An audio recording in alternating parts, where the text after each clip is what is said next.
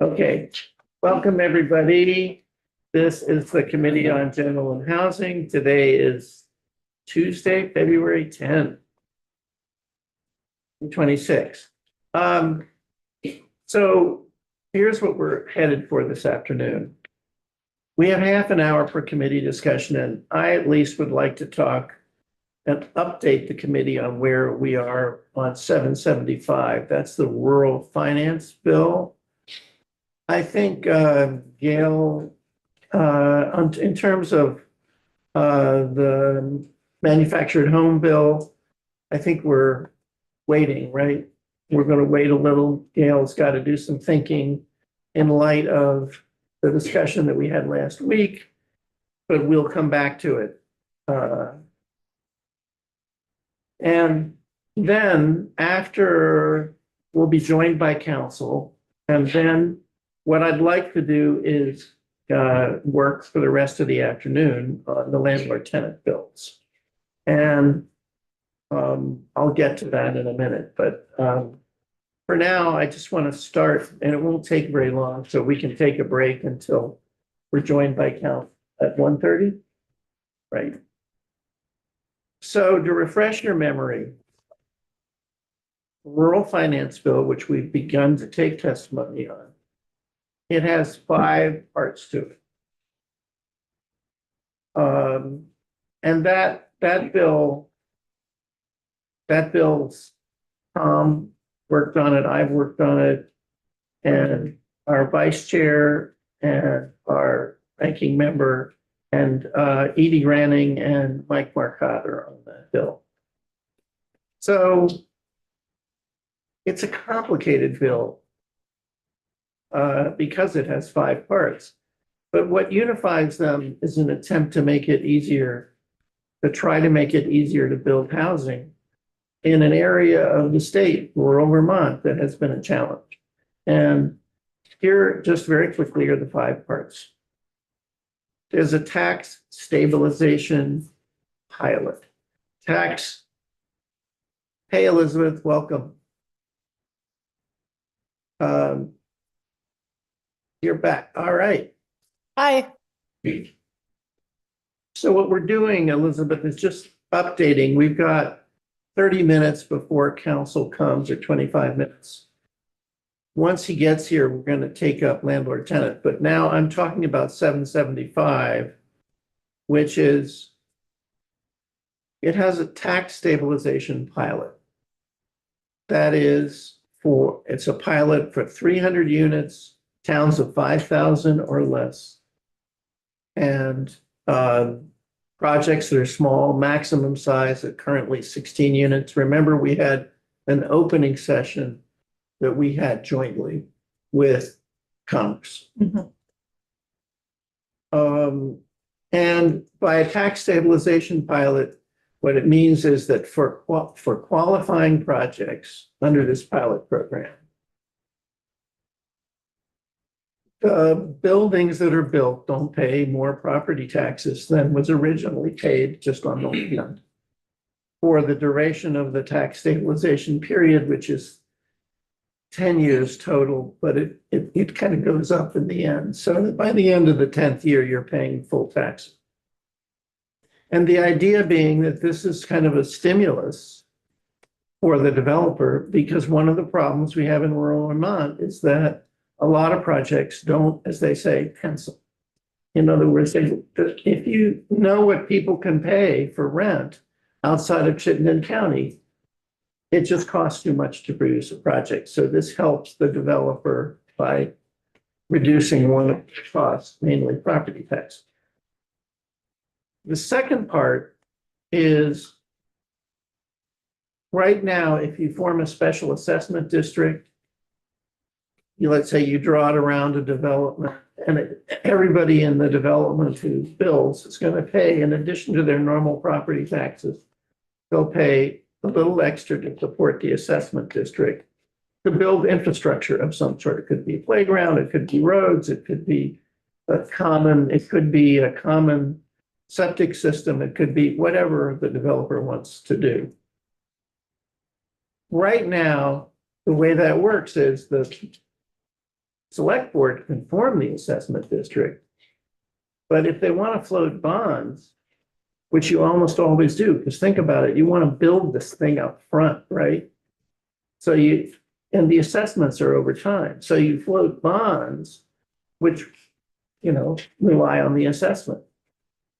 Right now, the whole town has to vote on that.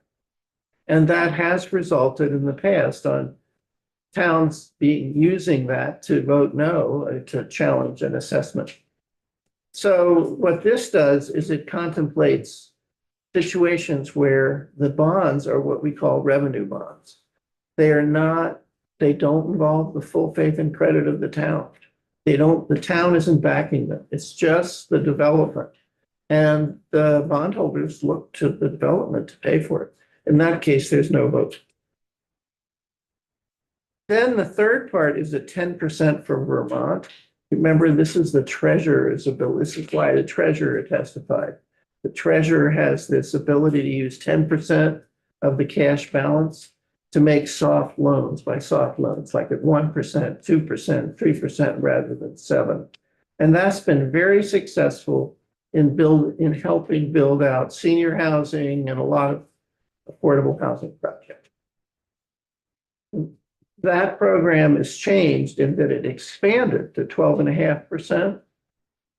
And the interest, instead of being dumped into the general fund, the interest goes for housing. I'll get back to that. Then there's the fourth is this offsite. Remember offsite prefabricated development like Huntington Homes? This is not manufactured homes like single wides and double wides. This is offsite. The houses look stick built, except instead of being stick built on the site, they're stick built in Huntington Homes factory. And it's expensive, but the thought is if we can do bulk ordering, maybe we can get the price down and help Huntington Homes or whomever expand. And we heard from Jason Webster from Huntington Homes talk about that. And so the idea is that some state agency kind of coordinates this and as a pilot program for a few years and sees if they can take small orders from small rural developers and put them together into a big order. But the problem is, how does Huntington Homes know for sure that they'll get paid? So they have to know that these orders are good, that they'll really happen. We have all these small developers who maybe don't have, they're going to pay for it eventually, but they may not have the credit or the credit facility. So it allows the treasurer to stand behind those orders and to have a credit facility to make sure that Huntington Homes can be guaranteed that they're going to be paid for that so that they can start fitting those things into their schedule. And then the last piece of it was simply very simple, which gave VHC,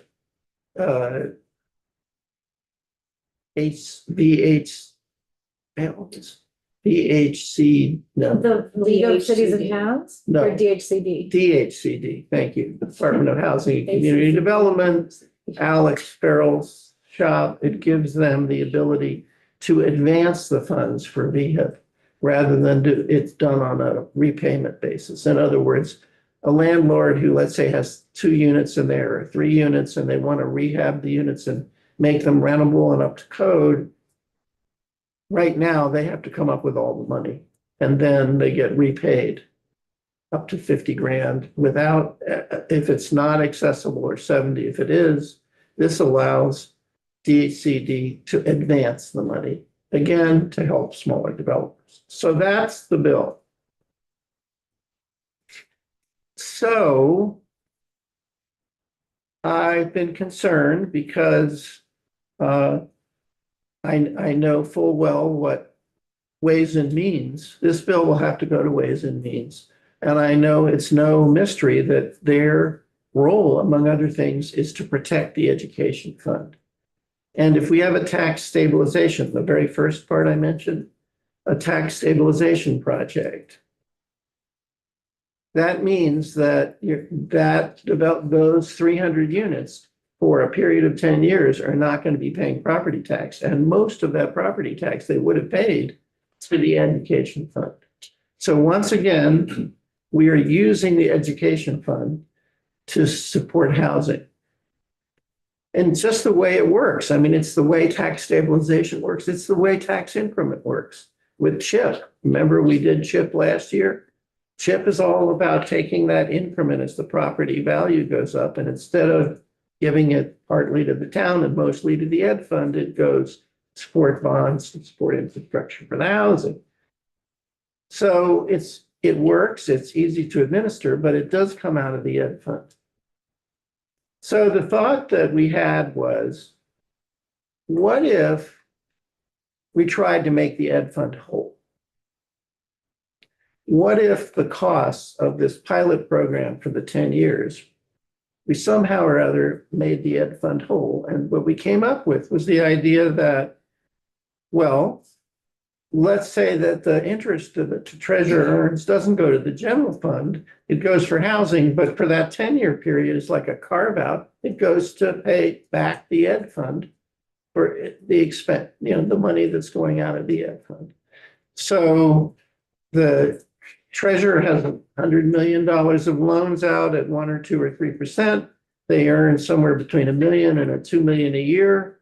That money goes to housing, but for 10 years in the pilot program, it just goes to reimburse the ed fund for the pilot program, the tax stabilization program.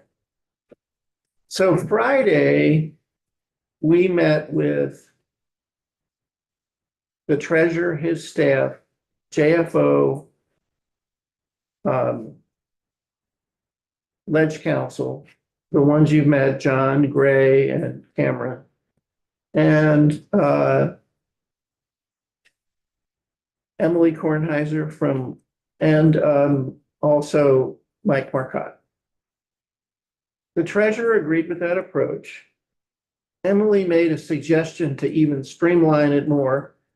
And I think the feeling of the Ways and Means Committee is they're not committing that they're going to do this, but they're interested.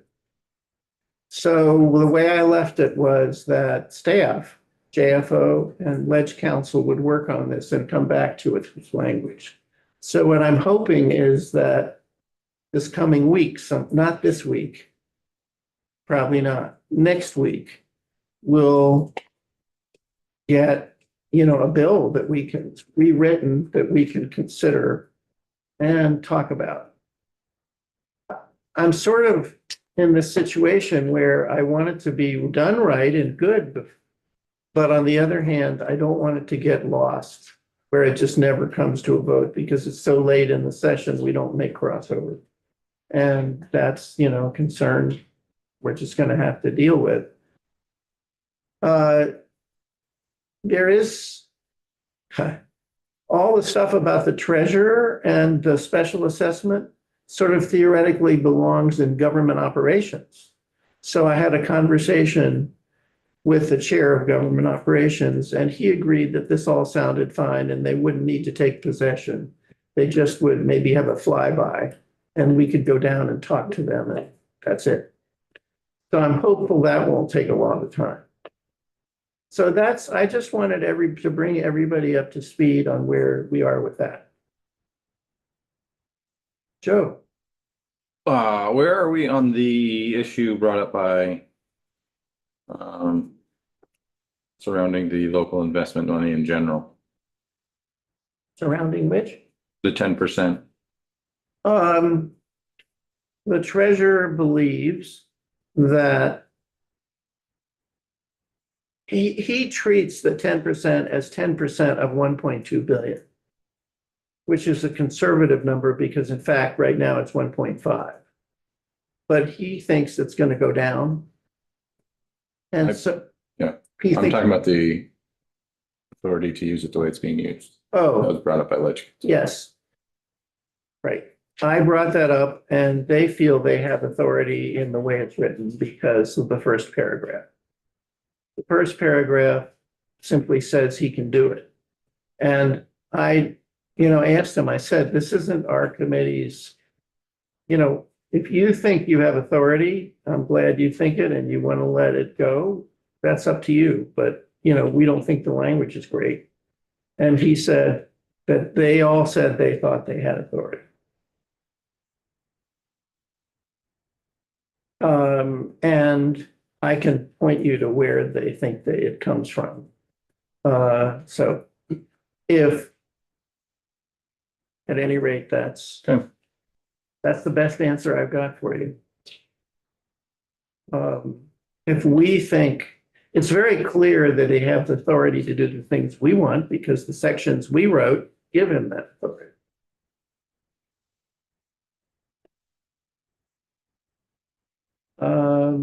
Other questions on that one?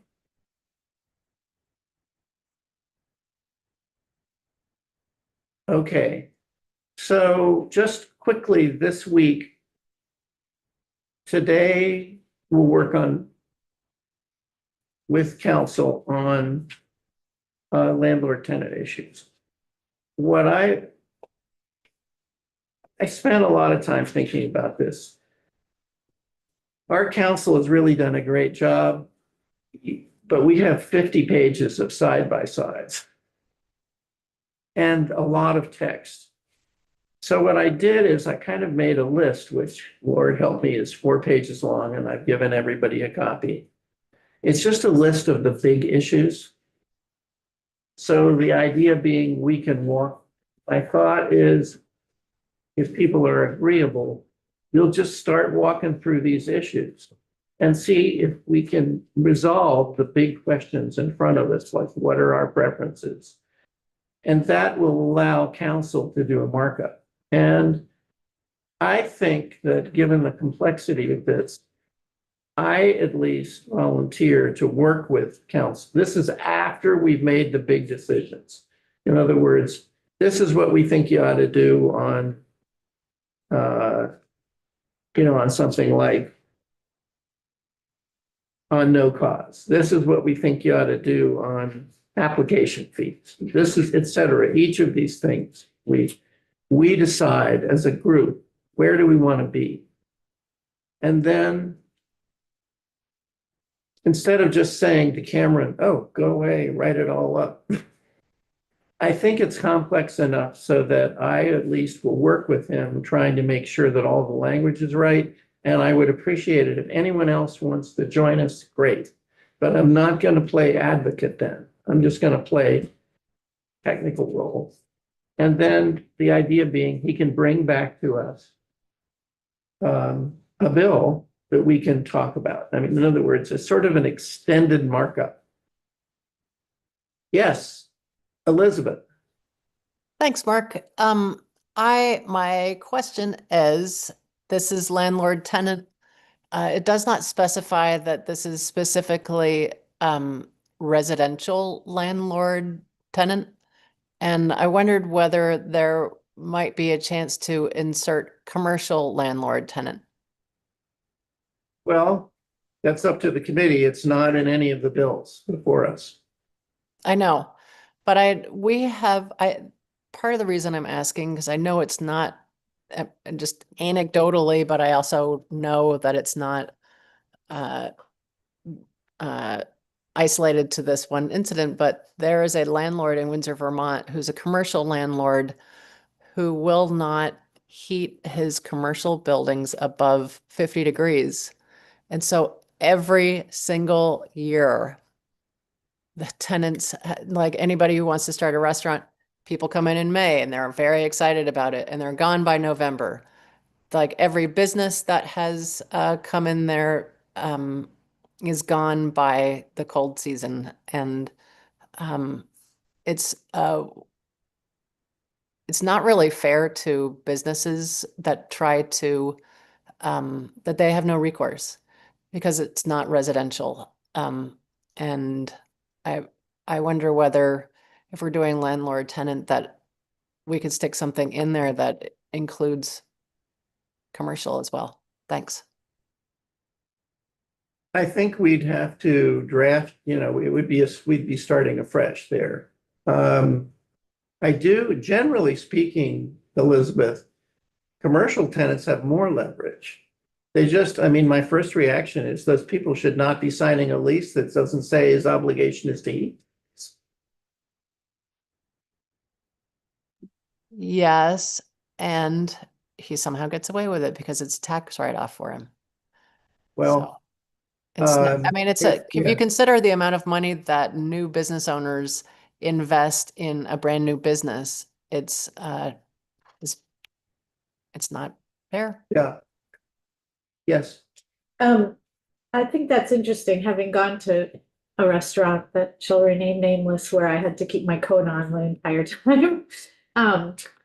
The question I have is whether that's not a commerce committee issue because it's about a I don't contract think it between would a be, commercial it business. would be and- commerce, yeah. Yeah, I think it's, just, That's a good I point. don't know that it's relevant. But Yes, it's germane to this bill. yes, and maybe we ought to specify somewhere in the bill that this applies only to residences then. Yep. Yeah. Residential landlord tenant. I'm keeping a list here. Okay, what I'd like to do, we have 5 minutes for council. I'd like to go offline and give us a break. We got 5 minutes. Let's come back when council returns with us and